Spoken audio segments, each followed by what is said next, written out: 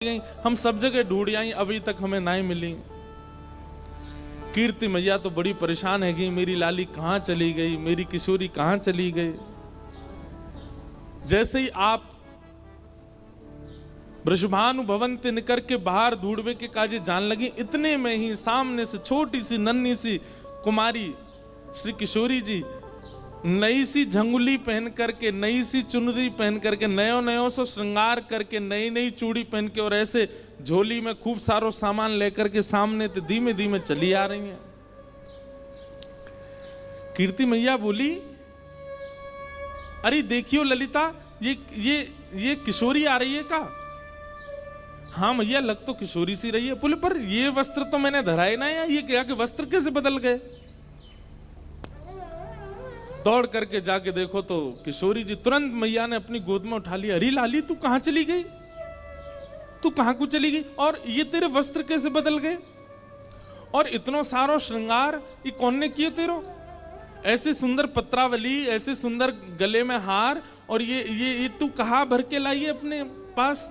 खोल करके देखे तो वहां में जो जब बेटा को ब्याह पक्के करने के लिए बहू की गोद भरते हैं तो वो सारे सामान धरे थे। कीर्ति मैया बोली, कहां ते लेके आई है ये सब? कौन ने दियो तो को? किशोरी जी बोली, मैया मैं नंदगाम गई, कान कुंवर के घर गई, तो वहां कान कुंवर की मैया यशोदा जी ने ये सब श्रृंगार मुझ को प्रदान किया है। कीर्ति मैया सुनकर के मनी मन विचार करने लगी, ये तो बचपन से हमारी बात हती कि लाला सो लाली को ब्याह करेंगे। ये तो बचपन से हमारी इच्छा आती। लेकिन अब देखो, यहां कीर्ति मैया भी चाहती हैं कि किशोरी जी का ब्याह ठाकुर जी से हो, वहां यशोदा मैया। लेकिन कीर्ति मैया एक लीला प्रकट करती हैं, और जैसी भावना कीर्ति मैया के हृदय में, वैसी भावना सब बरसाने वारेन के चित्त में है जाए। वाकई लिए किशोरी जी एक लीला करती हैं। कैसी लीला? कि कीर्ति मैया इस संबंध के लिए थोड़ा थोड़ा इनकार कर देती हैं। कीर्ति मैया के, अरे बचपन में तो हमारो बड़ो मनो कि इनके लाला होएगो तो वहां से अपनी लाली को ब्याह करेंगे, पर अभी जैसे जैसे हमको सुनवे में आ रही है, उनको छोरा तो कारो है, और कार्य के संग संग वो तो टेढ़ो मेढ़ो है, वाके पाम भी टेढ़े, वाकी कमर भी टेढ़ी, वाको मुख भी टेढ़ो। एक सखी बोली, कारो ना है मैया, नीलो है, नीलो। नीलो समझे? जैसे अभी बाहर का आकाश हुआ है, ये ठाकुर जी का एक्चुअल रंग है, और घना हो जाए वो ठाकुर जी का असली रंग है। हमारे ठाकुर जी कोरे काले नहीं है, कोरे नीले नहीं है। जब घनघोर घटा छाती है, उस समय के आकाश का जो वर्ण है वो ठाकुर जी से बिल्कुल मैच होता है। एक सखी बोली, कारो ना है मैया, नीलो है, नीलो। अरे जब तक वहां को नामकरण नहीं भयो, सबरे नंद महर में सबरे बातें नीलमणि नीलमणि कह करके पुकारते। एक सखी बोली, मैया बात तो तू सही कह रही है, कल को हमारी लाली ते ब्याह कर लेगो, रात में अंधेरो हैगो, और किशोरी कहीं ढूंढने लगी, कहां चले गए श्याम सुंदर? पतो चली बगल में ही बैठे हैं, लेकिन अंधेरे के कारण दिख ना रहे। अरे कम से कम ऐसा तो होना चाहिए जो न प्रकाशमान रहे। किशोरी जी ये सब बात सुन रही हैं और नीची नजर करके बिल्कुल गहरी गहरी सांस ले रही हैं। उनको प्रिय नहीं लग रही ये सारी बातें। मनी मन मानो विचार कर रही हैं कि अरे सुनी भाई बातन पे काहे को भरोसा कर रही हो मैया, एक बार देखो तो सही कान कुंवर है कैसे। अच्छा, इस समय किशोरी जी की और ठाकुर जी की आयु कितनी है पता है? 5-5 वर्ष के हैं दोनों। 1 वर्ष बड़े होंगे ठाकुर जी, 6 वर्ष के होंगे, बस इतने छोटे छोटे से हैं। लेकिन ये नित्य लीला है। इसको प्रकट आज के रूप में अगर आप लोग अनुमान लगाएंगे तो बहुत सारे प्रश्न आपके चित्त में आ जाएंगे, इसलिए उस भाव में जाइएगा मत। ये लीला जैसी है इसको वैसे ही श्रवण कीजिए और उसी भाव में ही इसका आस्वादन करो। आप कहेंगे कि इतनी बाल अवस्था में विवाह आदि, अरे ये संसार के विषय भोग और संसार के जो जो क्रियाएं पूरी होती हैं विवाह से, वो सब क्रियाओं के लिए ये विवाह नहीं है। वासना की दुर्गंध नहीं है दूर दूर तक इस विवाह में, इस संयोग में। अरे इनका आचरण करने वाला, इन युगल नाम को गाने वाले के चित्त से वासना नष्ट हो जाती है। उनकी लीला में वासना कैसे हो सकती है? उनकी लीला में कोई और भाव कैसे हो सकता है? मुझे स्पष्ट करना इसलिए आवश्यक है क्योंकि कई अनधिकारी अगर सुनेंगे तो वो फिर गलत भाव में ले जाएंगे। किशोरी जी मन में विचार कर रही हैं कि सुनी भाई बातन पे काई को जाओ, एक बार देखो तो। तभी कीर्ति मैया एक वयोवृद्ध हैं बरसाने में, उनको नाम है पूर्णमासी, उनको बुलाती हैं, इधर आओ। पूर्णमासी आवे तो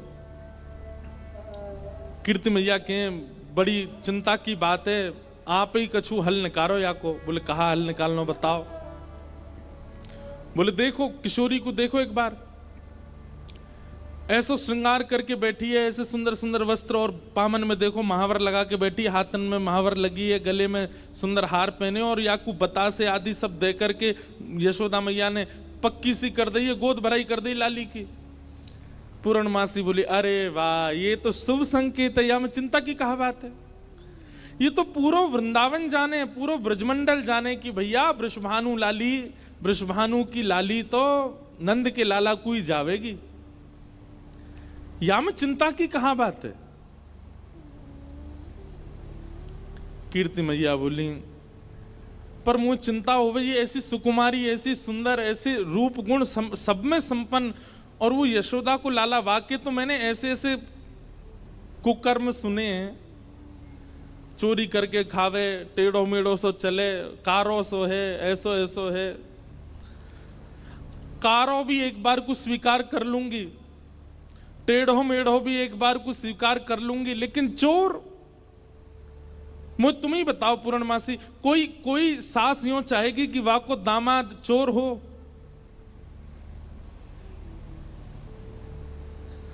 पूर्णमासी बोली कन्हैया चोर है? बोले हाँ। और तुम सबरे कौन हो? बोले हम सबरे तो राजघराने के हैं, हम तो सबरे राजा हैं, रानी हैं, ऐसे हैं वैसे हैं। पूर्णमासी बोली देखो जाए तो संसार में सब चोर हैं, या संसार में चोर तो कोई ना बचो।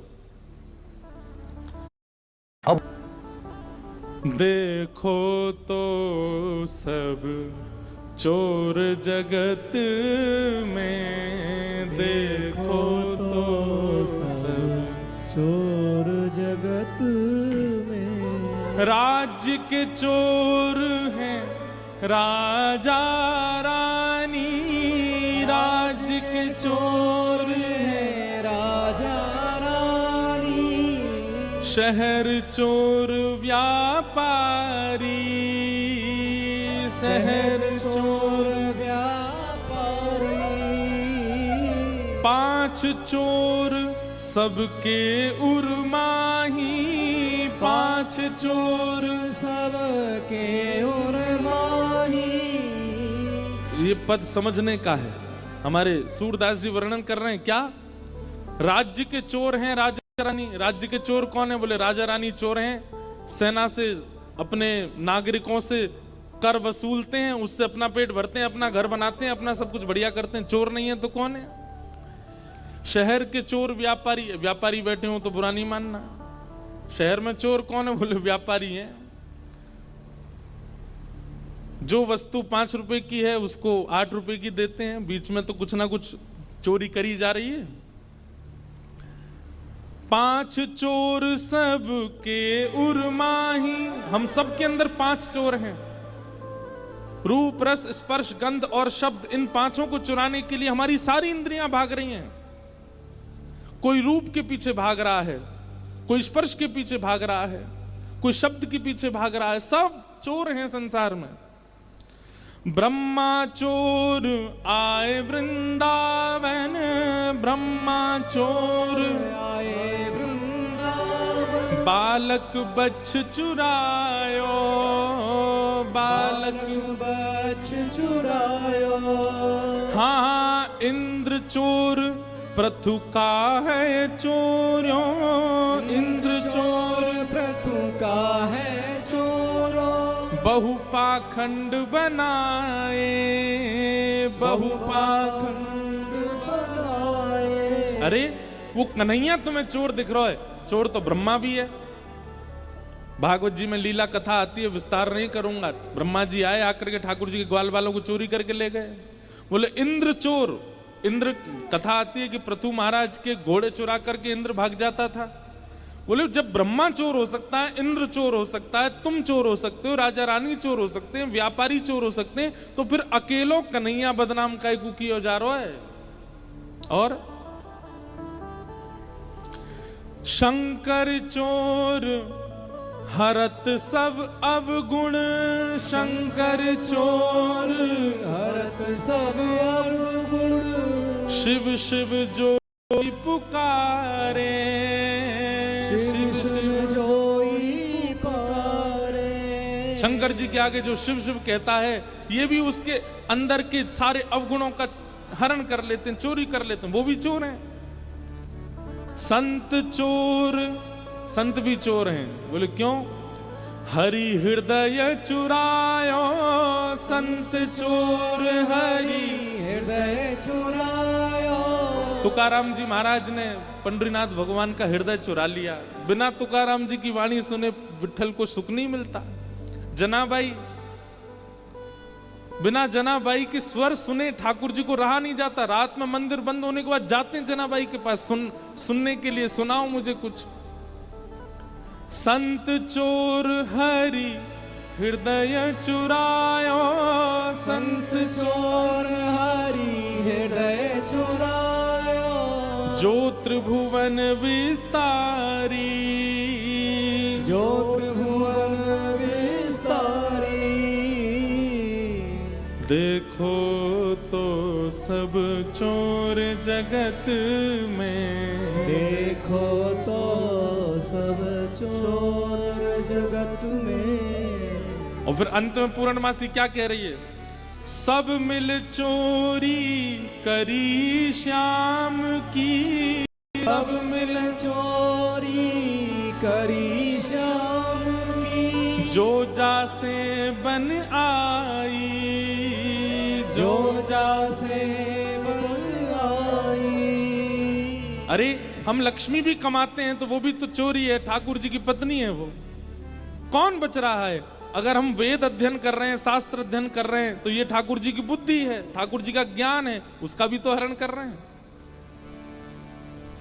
आप कहेंगे हम तो उसको मेहनत करके पा रहे हैं। चोर भी बहुत मेहनत करता है, अर्धरात्रि में टॉर्च लेता है, धीमे धीमे कदमों से जाता है, घर के ताले तोड़ता है, भीतर घुस के तिजोरी से सामान, वो भी तो कह सकता है मैंने बहुत परिश्रम किया, आप मुझे क्यों मार रहे हो?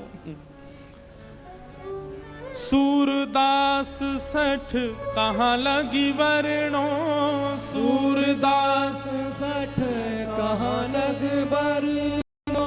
सूरदास जी कह रहे हैं भैया कहां तक वर्णन करूं मैं चोरियों का, लेकिन घूम फिर करके चोर नाम केवल एक को ही दिया गया, माखन चोर कन्हाई, माखन चोर कन्हाई। देखो तो सब चोर जगत में, देखो तो सब चोर जगत में।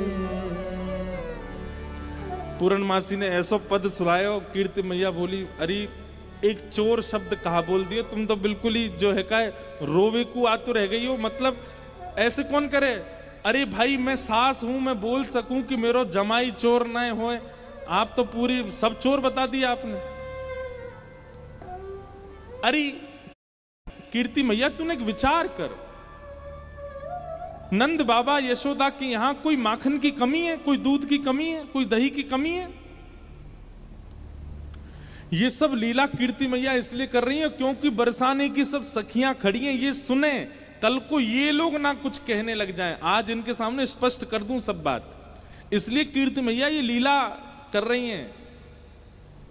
और पूर्णमासी की बात सुन करके सब सखियां ही बोलने लगी, अरे कीर्ति मैया पूर्णमासी सांची कह रही है, वाके घर में कोई कमी थोड़ी है, वो चुरावे जावे वाको सुख है, वो सबन को सुख देवे जावे और ना कोई को चोरी जैसा अनुभव होवे।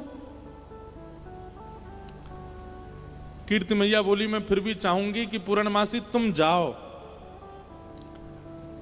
और कहा करो। बोले जैसे हमारी लाली उनने नंदगाम बुला लई, टीको कर दियो, काजल लगा दियो, वस्त्र पहना दिए, ऐसे कैसे करके वह लाला को बरसाने लेके आओ। सब लोग ध्यान से सुनियो, ठाकुर जी अब तक रूप बदल बदल के बरसाने आए हैं, लेकिन अपने वास्तविक रूप में अभी तक बरसाने आए नहीं हैं ठाकुर जी। और जैसी कीर्ति मैया ने कही कैसे भी लाला लेके आओ, और याद रखियो ना तो नंद को पता चले, ना यशोदा को पता चले, ना दाऊ दादा को पता चले, ना रोहिणी को पता चले, और वहां के जो छोटा सबरे सखा है उनको भी पता नहीं चलनी चाहिए। अकेले कन्हैया को बरसाने लेके आओ, हम सबरी सखी घेर के वाके एक एक रों को देखेंगे, तब लाली को ब्याह करेंगे। पूर्णमासी बोली ये तो बड़ो कर्रो काम है, एक तो वो इतना चंचल है, कोई के हाथ में आवे ना, वाकू लेकर के इतनी दूर लानो और फिर इतने सब सकीन के बीच में रखनो। बोले ना पूर्णमासी अब ये काम करो, ऐसी सुकुमारी हमारी लाली, हमने देखभाल के सब करेंगे। सब सखियों के मन में भी प्रेम उत्पन्न होने लगा कि श्याम सुंदर आएंगे, हम भी उनको देखेंगे, हम भी न अनुभव करेंगे कैसे हैं। किशोरी जी को भी सुख है कि एक बार आ जाएं बरसाने में, यहां बैठ करके सबके बीच उनका दर्शन पुनः हो जाएगा। पूर्णमासी बोली तो ठीक है मैं जा रही हूं ठाकुर जी को लेने। एक प्रकार से किडनैपिंग होने वाली है ठाकुर जी की। पूर्णमासी निकल पड़ी। ठाकुर जी यहां गैया चरा रहे थे अपनी, बाकी के सब सखा अपने अपने घर को जा चुके, एक मन सुखा ठाकुर जी के पास रह गया था। पूर्णमासी दूर से देख रहे, बोले हाँ बढ़िया है, सबरे सखा चले गए, मन सुखा का है, पतलो सोया तो 2-4 रेपटा में मैं गिरा दूंगी, कन्हैया ले जाऊंगी। पूर्णमासी जो थी उसकी आयु होगी 80-90 के लगभग, कमर उसकी झुकी हुई थी और ऐसे थोड़े लचक लचक के चलती। जैसी चलती आ रही इतने में ही मन सुखा बोलो लाला देखियो, ऐसा लग रहा हो कोई झूला झूलता भयो आ रहा का। ठाकुर जी बोले हमें लग तो ऐसा ही रहो कोई झूला ही चलता भयो आ रहा का। उसकी आकृति ऐसी मानो कोई झूला चल के आ रहा है। थोड़ी पास आई तो इतने में मन सुखा, अरे लाला जी तो वो है पूर्णमासी। ठाकुर जी बोले जी कहा करे? बोले ये क्वार इनको ब्याह कराती डोले, कोई क्वारो दिख जाए वही को ब्याह करा दे। लाला आज हमारो तेरो सौभाग्य देख, मधुमंगल तनसुखा मनसुखा तनसुखा धन सुखा सबरे चले गए, बस मैं और तू ही बचे हैं और हमारे सामने पूर्णमासी आई है। आज चूकनो नहीं है, अपनो ब्याह को सब प्रस्ताव धर लेंगे, कर लेंगे बढ़िया थे, लंबी दंडोत करेंगे याकू आज। ठीक है। जैसे पूर्णमासी आई, ठाकुर जी अरे मासी बड़ी दिनान में मिलियो, जय हो दंडवत प्रणाम। ठाकुर जी की प्रणाम देख करके पूर्ण, अरे मेरो लाला, अरे कन्हैया इतकू आजा, हृदय ते लग जा मेरे। अरे लाला तू को ऐसी बहु ढूंढ के लाऊंगी मैं, तू कहा पूरो नंदगाम देखतो रहेगो। मन सुखा बोलो हम भी हैं मासी, यहाँ पे हम प्रणाम कर रहे हैं दंडवत लेट के। पूर्णमासी आशीर्वाद दे रही है, तो ऐसो आशीर्वाद तू बतासो सो है जा, कोई पाम धरे सो पट्ट फूट जाए। बतासो जाने ये और बात है भैया, यहाँ पे ब्रज भाषा में कोरी कथा कर दूं तो शब्द नहीं जाने। बतासो जाने, जानते हैं बतासा कैसा होता? कोई पाम धर दे तो कैसा हो जाता है? फूट जाए, बहुत हल्का सा मीठा होता है। तो पूर्णमासी कह रही है तो ऐसा आशीर्वाद दूं कि तू बतासो सो है जाए, कोई पाम धरे पट्ट फूट जाए। हमें ऐसा आशीर्वाद काय को दे रही है?